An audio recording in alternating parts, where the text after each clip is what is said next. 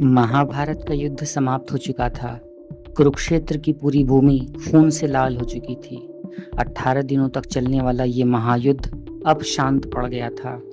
रणभूमि पर बिखरे हुए रथ के टुकड़े, अस्त्र शस्त्र, मृतक लोगों के शरीर, घायल हाथी घोड़े और अनगिनत लोगों के उन शवों पर वह युद्ध का स्थान ऐसा प्रतीत होता था जैसे साक्षात काल ने यहाँ पर अपना पहरा जमा दिया हो। ऐसा लग रहा था जैसे पृथ्वी भी साक्षात रक्त के इस शोक से डूबी हुई है। परंतु उसी क्षण युद्ध में एक ऐसा स्थान भी था जहाँ पर सभी देवात्माएं, सभी सिद्ध पुरुष, भगवान श्री कृष्ण और सभी लोग वहीं पर इकट्ठा हो चुके थे। वो स्थान था महाभारत की प्रमुख पात्रों में से एक, कौरवों और पांडवों के पितामह भीष्म पितामह। गंगापुत्र होने के साथ साथ वह कौरवों और पांडवों के पितामह भी थे, जिनके ऊपर अर्जुन के बाणों से बिंध जाने के कारण वह एक भूमि पर निर्जीव अवस्था में पड़े हुए थे। उनके शरीर पर कोई भी ऐसा भाग नहीं बचा था जिसमें उन्हें बाण न लगे हों। फिर भी उनके चेहरे पर अद्भुत तेज और गहरी शांति थी। यह कोई साधारण मृत्यु की कोई प्रतीक्षा भर नहीं थी, अपितु भीष्म को उनके महाराज शांतनु से इच्छा मृत्यु का वरदान प्राप्त था। वो ये जानते थे कि उनके शरीर का त्याग उन्हें कब करना है। उन्होंने सूर्य के उत्तरायण होने की प्रतीक्षा करने का निश्चय किया था, क्योंकि शास्त्रों में उत्तरायण को मोक्ष प्राप्ति के लिए अत्यंत शुभ माना गया है। रात्रि का समय था और महाभारत के इस कुरुक्षेत्र की भूमि पर चारों तरफ सन्नाटा पसरा हुआ था। सभी बचे हुए योद्धा अपने अपने प्राणों को बचाकर इधर उधर आसरा लिए हुए थे। तभी भगवान श्री कृष्ण अकेले ही अपने शिविर से होते हुए भीष्म पितामह के करीब पहुंचे और वहां उन्होंने भीष्म पितामह को सादर पूर्वक प्रणाम किया और उनसे सामने खड़े होकर उन्हें निहारने लगे। श्री कृष्ण को सामने देखकर भीष्म पितामह के मुख पर हल्की मुस्कान बिखर आई। भीष्म ने सीधे धीमे स्वर में उत्तर दिया कि हे वासुदेव, हे मधुसूदन, मैंने जीवन भर अपनी प्रतिज्ञाओं का पालन किया है। मैंने पिता के लिए, राज्य के लिए और अपने देश की रक्षा के लिए अपना सर्वस्व न्यौछावर कर दिया। मैंने जीवन भर ब्रह्मचर्य का पालन किया। हस्तिनापुर के साथ साथ कौरवों और पांडवों को अपने लहू से सींचा। हस्तिनापुर की भूमि को अपनी जन्मभूमि और अपनी कर्म भूमि समझकर उसे ही अपना धर्म माना और अंत तक अपने वचनों से कभी पीछे नहीं हटा। परंतु अब मेरा यह शरीर अत्यंत पीड़ा सहते हुए अपार दुख भोग रहा है। मैं ये जानना चाहता हूँ कि आखिर मुझे ये सब कष्ट क्यों भुगतने पड़ रहे हैं। मैंने कभी जीवन में कोई पाप कर्म भी नहीं किए। श्री कृष्ण कुछ देर शांत रहे और गंभीर स्वर करते हुए उन्होंने प्रेम पूर्वक दृढ़ स्वर में उत्तर दिया, पितामह, इस पृथ्वी पर आपके समान त्यागी, ब्रह्मचारी, धैर्यवान और शक्तिशाली योद्धा दूसरा कोई नहीं हुआ। संपूर्ण महाभारत में कौरव और पांडव आपका सम्मान करते थे। धैर्यवान और धर्मों के शास्त्र के ज्ञाता आप प्रत्यक्ष रूप से महाभारत के हरेक कोण में व्याप्त रहे हैं। आपने जीवन में कई सारे क्षण देखे हैं। कौरवों और पांडवों को अपने लहू से सींचा है, अपने कर्तव्य का हमेशा निर्वहन किया। परंतु अब ये समय आ गया है कि आप अपने अंतिम सत्य को जान लें और अपने इस सत्य को जानकर आप अपने जीवन का त्याग करके अपने दिव्य लोक की यात्रा को ग्रहण करें।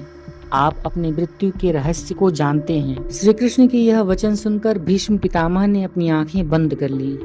तभी उस महाभारत परिसर के उस अद्भुत कुरुक्षेत्र के मैदान में एक बहुत ही विचित्र घटना घटी। पास ही से बह रहे एक अद्भुत जल से असामान्य रूप से नदी का आकार निकलने लगा और वहीं से माता गंगा सामने प्रकट हुई। ऐसा लग रहा था जैसे कि कुछ विशेष चमत्कार हुआ है। स्वयं माँ गंगा अपने पुत्र गंगापुत्र भीष्म के पास आईं। उन्होंने भीष्म पितामह को अपने हाथों से जल पिलाया और उनके आंसू उनके पैरों पर गिरने लगे। इसे देखकर गंगापुत्र भीष्म करुणामयी मातृत्व क्षमता के किनारे रोने लगे और इधर माँ गंगा भी अपने पुत्र भीष्म को देखकर रोने लगी। भीष्म के बाणों से छलनी हुए शरीर को देखकर माँ गंगा का हृदय अत्यंत व्याकुल हो गया था। वे उसके समीप आई और कांपती हुई वाणी में बोलने लगी, हे पुत्र, हे देवव्रत, यह तुम्हारी अवस्था किस प्रकार से हुई है?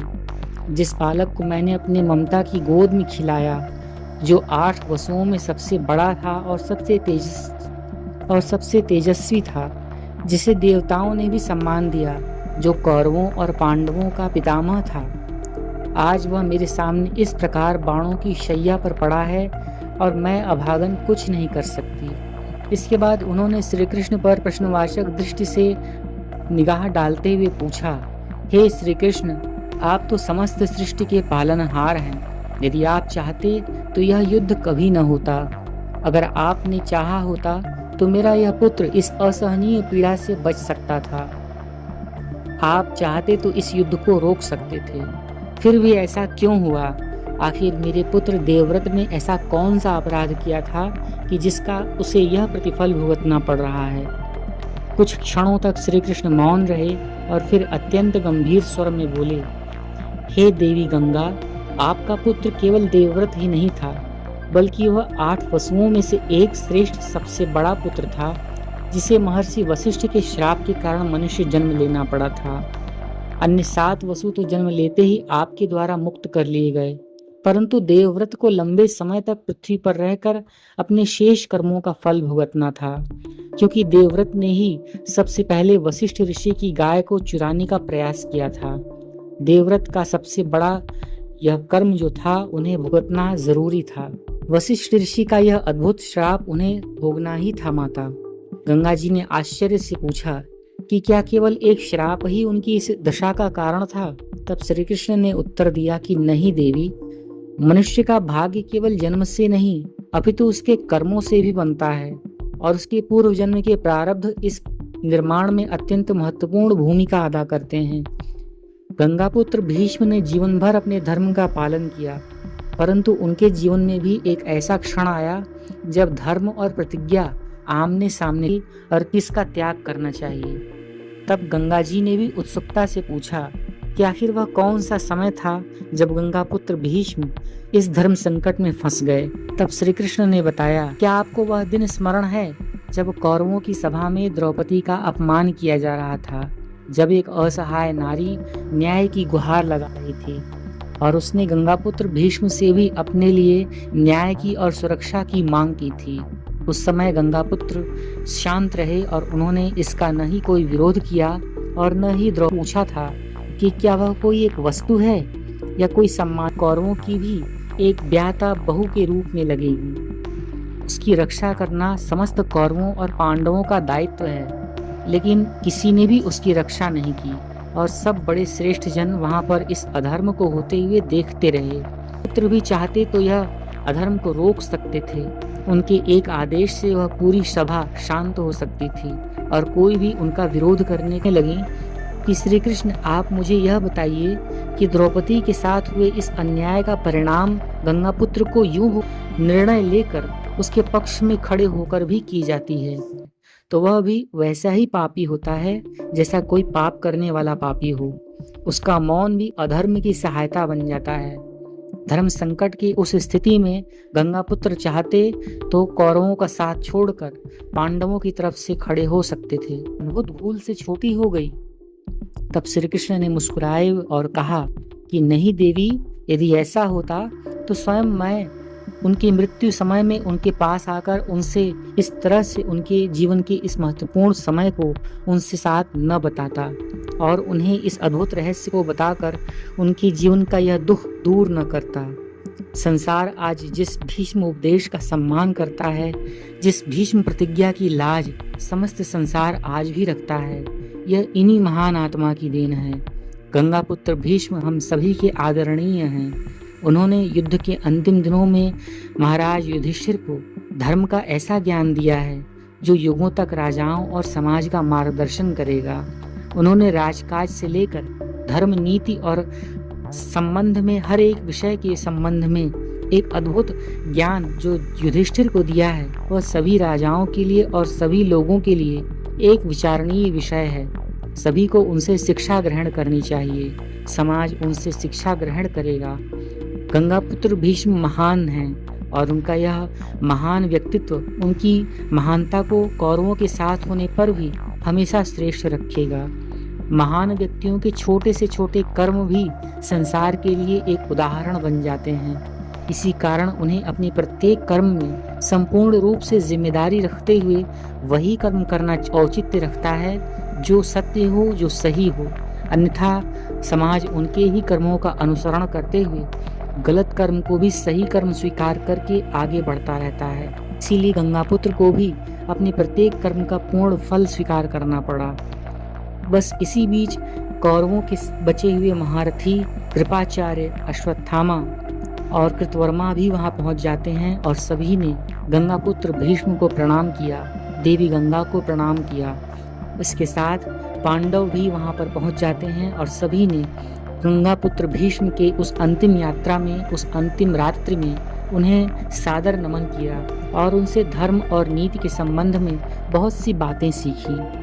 गंगापुत्र भीष्म के मन का द्वेष, मन का दोष और उनके मन की यह भूल भी अब समाप्त हो चुकी थी। उन्हें यह पता चल चुका था कि आखिर किस दुख के कारण उन्हें इस प्रकार का कष्ट उठाना पड़ रहा है।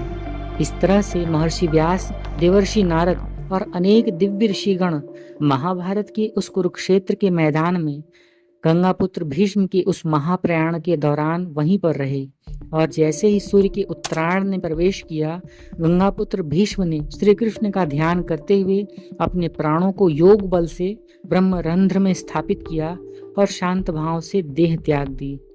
कहते हैं कि उसी समय समस्त देवी देवतागण आकर उनका स्वागत करते हैं और अष्ट वसुओं में सबसे श्रेष्ठ गंगापुत्र भीष्म अपने वसु रूप में आकर अपने वसुलोक को प्राप्त हो जाते हैं। माता गंगा ने भी अपने पुत्र के इस मस्तक को अंतिम बार स्पर्श किया और उसकी मृत आत्मा को, उसकी मृत देह को अपने हाथों से गंगा जल से स्पर्श कराया। अब उनकी आंखों में भी कोई शोक नहीं था, कोई दुख नहीं था, अपितु उन्हें एक महत्वपूर्ण कार्य के संपादन का संपूर्ण लक्ष्य प्राप्त हो चुका था। देवी गंगा अब यह समझ चुकी थी कि आखिर उनका जन्म और उनके हाथों से इस प्रकार से यह अद्भुत कार्य क्यों हुआ है। अब गंगापुत्र भीष्म वसुलोक में अपने वसुओं के साथ स्थापित हो चुके थे और इधर कौरव और पांडव यह बात अच्छी तरह से जान चुके थे कि आखिर समाज में, संसार में सत्य और अहिंसा ही सबसे बड़ा शस्त्र है। धर्म की जीत होती है और अधर्म का सदैव नाश होता है। यह आवश्यक नहीं है कोई महापुरुष अगर अधर्म के प्रति खड़ा हो जाए तो वह महापुरुष की सारी गलतियां माफ हो जाएंगी, अपितु यह है कि महापुरुष को भी उस कर्मों का दंड भुगतना पड़ता है जो उसने अधर्म का साथ देकर किया है। धर्म सबसे महान होता है। और यही कहकर माता गंगा भी पुनः अपने दिव्य धारा में उसी क्षण वहीं पर विलीन हो गईं जहां से वह प्रकट हुई थी। इधर कौरव और पांडवों के बचे हुए महारथी भी इस अद्भुत लीला को देखकर शांत भाव से उसके साक्षी बने रहे और श्री कृष्ण सबको आशीर्वाद देकर अपने शिविर लौट गए। इस प्रकार से महाभारत की एक अद्भुत घटनाक्रम का अंत होता है और सभी लोगों ने भगवान श्री कृष्ण की महिमा का गुणगान करते हुए उनको सादर नमन किया। इस तरह महाभारत का यह अद्भुत क्षण समाप्त हुआ। मित्रों, यदि आपको भीष्म पितामह की यह अंतिम घड़ी जब माता गंगा ने श्री कृष्ण से पूछा था वह महत्वपूर्ण कठिन प्रश्न आपको भी पसंद आया हो तो इसे एक लाइक करिएगा, चैनल को सब्सक्राइब करके बेल आइकन को ऑल पर सेट कीजिएगा।